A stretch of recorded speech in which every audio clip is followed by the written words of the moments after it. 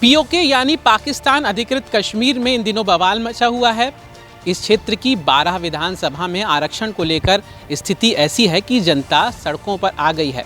आखिर क्या वजह है कि पाकिस्तान अधिकृत कश्मीर में अशांति फैली हुई है? आइए इस रिपोर्ट में आपको आराम से सरल भाषा में बताते हैं।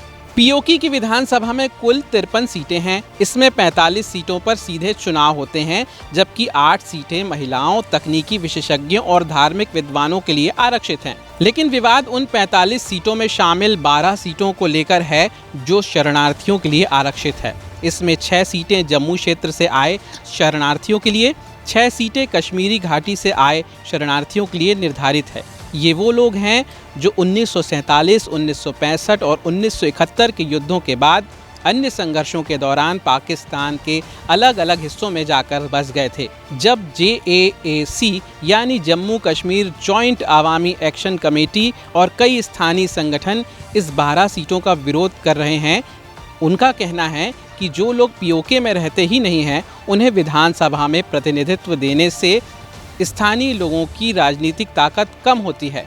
आंदोलनकारियों का आरोप है कि इन सीटों का फायदा कुछ चुनिंदा राजनीतिक परिवारों और दलों को मिलता है, जबकि स्थानीय जनता की आवाज़ कमज़ोर पड़ जाती है।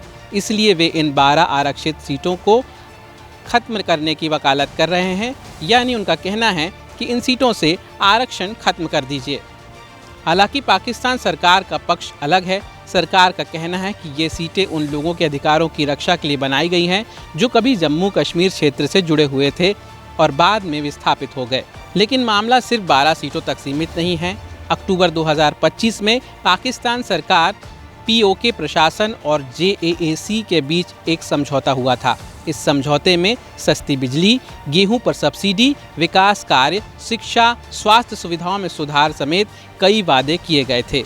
JAAC का आरोप है कि सरकार ने इन वादों को पूरा नहीं किया।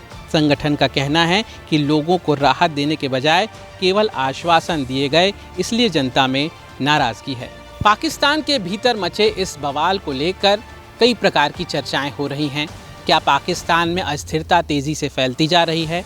क्या पाकिस्तान का लोकतांत्रिक ढांचा अब धीरे धीरे ध्वस्त होता जा रहा है? या फिर बाहर से नरम दिखने वाली पाकिस्तान सरकार के भीतर नीतियों की खामियां और स्थानीय लोगों की उपेक्षा भी एक बड़ी वजह हो सकती है? बहरहाल पाकिस्तान सरकार 2 मामलों पर फ़िलहाल जनता के निशाने पर है।